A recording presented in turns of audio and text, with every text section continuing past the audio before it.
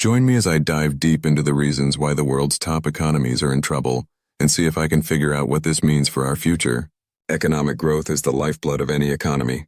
It's what keeps our living standards rising, our businesses thriving, and our futures looking bright. But what if I told you that the world's top economies are facing a crisis that threatens to bring all that growth to a grinding halt? The current challenges facing the world's top economies are multifaceted and complex.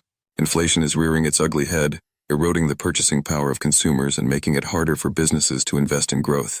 Debt, both public and private, is spiraling out of control, threatening to crush the very economies that rely on it. And stagnation, that feeling of being stuck in neutral, is becoming the new normal. The signs are everywhere. In the U.S., economic growth has been lackluster at best, with the economy stuck in a cycle of sluggish expansion. In Europe, the situation is even more dire, with many countries struggling to grow at all.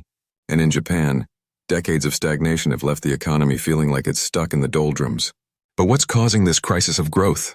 Is it a failure of policy, a shift in demographics, or something more fundamental? One major factor contributing to the stagnation is demographics. The world's population is aging, and fast. In many countries, the workforce is shrinking, leading to a shortage of skilled labor and a drag on economic growth. This trend is particularly pronounced in countries like Japan and Italy, where the population is aging at an alarming rate. Another factor is technology. While tech has brought many benefits, it's also led to job displacement and a widening income gap. As more and more jobs become automated, the benefits of growth are being felt by a smaller and smaller slice of the population. Policy decisions are also playing a role. The rise of austerity and the decline of investment in public goods are strangling economic growth, making it harder for businesses to invest and for consumers to spend.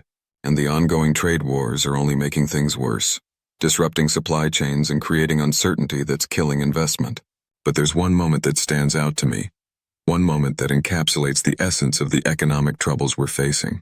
It's the fact that in many countries the interest rates have been below zero for years, and yet the economy is still stagnating. This is a clear sign that something is fundamentally broken, that the old rules of economics no longer apply. This realization is both shocking and terrifying. If the old rules don't work, what does that mean for our future? Will we be trapped in a world of slow growth and stagnant living standards? The implications are huge, and it's time we started thinking about what this means for our economies and our societies. In conclusion, the challenges facing the world's top economies are real, and they're not going away anytime soon. It's time for us to start thinking about what this means for our future and what we can do to address these challenges head on. Thanks for watching, and don't forget to share your thoughts on the topic in the comments below. If you want to dive deeper into the world of economics and finance, be sure to check out my other videos for more insights and analysis.